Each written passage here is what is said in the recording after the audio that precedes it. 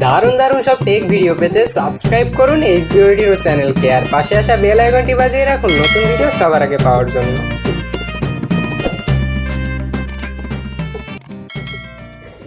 নমস্কার বন্ধুরা, সকলেই কেমন আছেন? আশা করি আপনারা সকলে অনেক অনেক ভালো আছেন। তো গাইজ, আজকের এই ভিডিওতে আমরা যে ফোনটি নিয়ে কথা বলবো সেটি হচ্ছে Xiaomi এর একটি বাজেট ফোন, যার মডেল নম্বর হচ্ছে Redmi 9A, যেটি বাজারে চলে এসেছে বাংলাদেশের।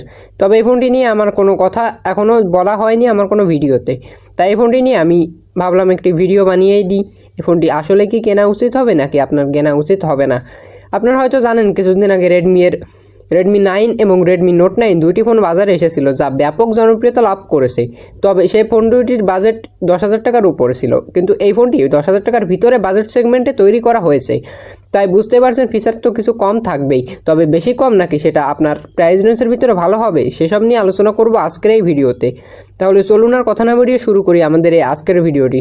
আপনি ধৈর্য সহকারে অবশ্যই ভিডিওটি দেখার চেষ্টা করবেন, তাহলে আপনি এই ফোনটি সম্পর্কে বিস্তারিত খুঁটিনাটি তথ্য জানতে পারবেন। তাহলে চলুন শুরু করি।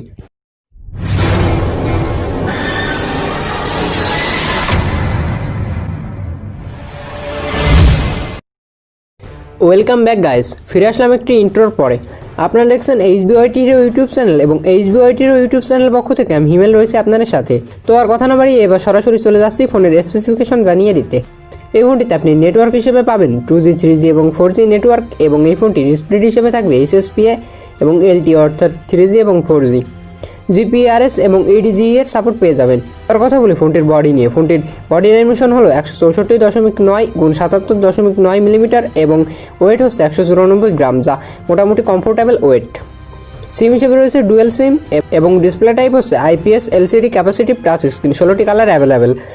ডিসপ্লে সাইজ হচ্ছে 6.53 ইঞ্চি একটি বিগ ডিসপ্লে, এবং ডিসপ্লের স্ক্রিন রেশিও হচ্ছে 81.1%, এবং PPI ডেন্সিটি থাকবে 269। এখানে আপনি PPI ডেন্সিটি কম থাকায় শার্পনেসের কিছুটা ঘাটতি পাবেন, অর্থাৎ ফোনের ডিসপ্লে ততটা ক্লিয়ার হবে না। এবং বডি রেশিও রয়েছে অন্য ফোনগুলোর মতো 20:9, এবং প্ল্যাটফর্ম হিসেবে আপনি পাবেন Android 10 এবং MI UI 12। এখানে অ্যান্ড্রয়েড ভার্সন 1 আপডেট করেছে, অর্থাৎ আগের ফোনগুলোই 10,000 টাকার ভিতরে অ্যান্ড্রয়েড ভার্সন 9 পাই থাকতো, কিন্তু এই ফোনটিতে 10 ইউজ করা হয়েছে। চিপসেট হিসেবে থাকবে Helio G25, যা মিডিয়াটেকের পক্ষ থেকে দেওয়া হয়েছে। আমি এসব নিয়ে বিস্তারিত পরে আলোচনা করছি যে এই ফোনটির প্রসেসর কেনা ঠিক হবে নাকি কেনা ঠিক হবে না, তাই শেষ পর্যন্ত অবশ্যই দেখতে থাকুন। CPU হিসেবে আপনি পাবেন octa-core 2.0 Cortex A53, এবং GPU হিসেবে থাকবে PowerVR GE8320, এবং মেমোরি কার্ড হিসেবে আপনি 32GB এর একটি ইন্টারনাল স্টোরেজ পেয়ে যাবেন, এবং র্যাম হিসেবে আপনি পাবেন মাত্র 2GB এর র্যাম। তবে মাইক্রোকার্ড স্লট আপনি 128GB পর্যন্ত এক্সপেন্সেবল করতে পারবেন। এবার কথা বলি ক্যামেরা নিয়ে। এখানে ক্যামেরা হিসেবে পেছনে থাকবে PDF প্রযুক্তিযুক্ত একটি 13 মেগাপিক্সেলের ক্যামেরা, এবং একটি 2 মেগাপিক্সেল অথবা VGA ক্যামেরা, এবং সেকেন্ডারি ক্যামেরাটি 5 মেগাপিক্সেলের। ফিচার হিসেবে পাবেন LED ফ্ল্যাশ, HDR প্যানোরামা এবং HDR mode. Video quality 1080p 13 FPS, ফুল HD ভিডিও রেকর্ডিং হবে না। ওয়াইল্যান্ডের সাপোর্ট পেয়ে যাবেন, এবং ব্লুটুথ রয়েছে ভার্সন 5.0, ভাইব্রেশন MP3 এবং রিংটোন পেয়ে যাচ্ছেন। GPRS এর সাপোর্ট পেয়ে যাবেন, এবং GPS এর সাপোর্টও থাকছে, তবে NFC এবং FM রেডিও কোনোটি পাবেন না আপনি। তবে একটি ফিচার যুক্ত করা হয়েছে 10,000 টাকার ভিতরে, সেটি হচ্ছে ইনফিনিট পোর্ট আপনি এই ফোনটিতে পেয়ে যাবেন।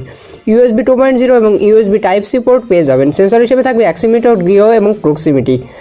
মেসেজিংয়ে থাকবে SMS, MMS, IM এবং ইমেইল সিস্টেম। ব্রাউজার হিসেবে আপনি পাবেন HTML5, জাভা এর সাপোর্ট পাবেন না ফোনটিতে। এবার কথা বলি ফোনটির ব্যাটারি নিয়ে। এখানে রয়েছে 5000 mAh একটি লং লাইফ ব্যাটারি, এবং চার্জিং হিসেবে রয়েছে 10 ওয়াটের একটি ফাস্ট চার্জার। এবং কালার হিসেবে আপনি 4টি কালার বাজারে পাবেন, একটি হচ্ছে সিনেগ্রেটিক ব্লু, এবং প্রেসিড গ্রিন, এবং স্কাই ব্লু এবং গ্রিন। এবার কথা বলি ফোনটির প্রাইস নিয়ে। ফোনটির প্রাইস হচ্ছে 9,999 টাকা। এবার জানিয়ে নিই ফোনটির সম্পর্কে আমার নিজস্ব অভিমত। এখানে আপনি খেয়াল করলে দেখতে পারবেন ফোনটির প্রাইস প্রায় 10,000 টাকা, অর্থাৎ 10,000 টাকায় বলা চলে। এবং আপনি যদি এই ফোনটির ফিচার লক্ষ্য করেন, এখানে প্রসেসর রয়েছে Helio A25 প্রসেসর, যা গেমিংয়ের জন্য মোটেও আদর্শ নয়। আপনি গেমিংয়ের জন্য যদি ফোন কিনতে চান তাহলে এই ফোনটি মোটেও রিকমেন্ড করবো না আপনি কেনার জন্য।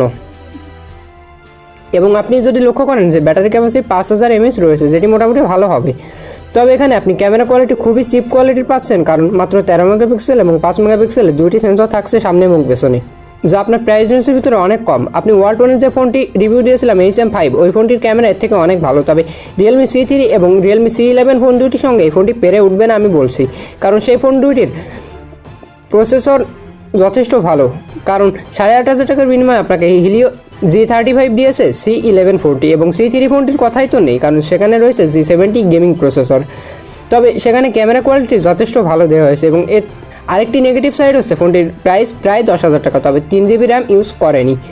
তো এক কথায় ফোনটির কথা বলতে গেলে যে এই ফোনটি বাজারে তেমন মার্কেট পাবে না, কারণ এই ফোনটি মোটেও ভালো হবে না আপনার ইউজের জন্য। গেমিংয়ের জন্য যদি ফোন কিনতে চান তাহলে আমি রিকমেন্ড করবো আপনাকে Realme C3 কেনেন, এবং অথবা শুধুমাত্র ফ্রি ফায়ার খেলার জন্য যদি কিনতে চান তাহলে Realme C11 কিনতে পারেন।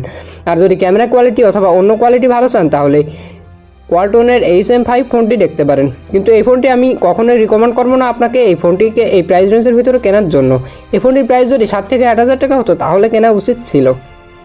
তো গাইজ, এই ছিল আজকের ভিডিওটি। আশা করি ভিডিওটি আপনাদের সকলের ভালো লেগেছে, এবং ভিডিওটি যদি ভালো লাগে তাহলে অবশ্যই একটি লাইক করে দিন এবং কমেন্ট করে আপনাদের মতামত জানান। ফিরে আসবো নতুন কোনো ভিডিও নিয়ে। আশা করি ভালো থাকবেন।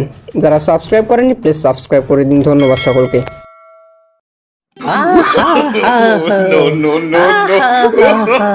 ফান্টি, জানিস কি হয়েছে? কেন, কি হয়েছে রে বল্টু? সব খুলে বল তো আমাকে। আরে আমাদের চ্যানেলে ভিডিও যারা দেখে না, ওদের না সবার টাচ নষ্ট, ওদের টাচ কাজ করে না।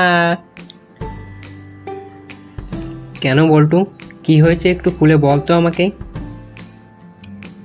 আরে আমাদের ভিডিওর নিচে ওই যে একটা লাল বাটন আছে না, ওটাতে চাপ দিলে লালই থেকে যায়, ওরা সাদা বানাতে পারে না, ওদের টাচ মনে হয় নষ্ট। আরে এসব কি বলছিস তুই? তোর মাথা ঠিক আছে তো? ওদের সবার টাচই ঠিক আছে, বুঝছিস? ওরা দেখবি এখন থেকে লাল বাটনটিতে চাপ দিলে সাদা হয়ে যাবে। তো গাইজ, বুঝতে পারছেন তো কি বললাম আমি? আপনারা সাবস্ক্রাইবের বাটনটিতে চাপ দিয়ে পাশের বেল আইকনটিও বাজিয়ে রাখবেন, তাহলে আপনি ভিডিওর নোটিফিকেশন সবার আগে পেয়ে যাবেন। বুঝতে পারলেন?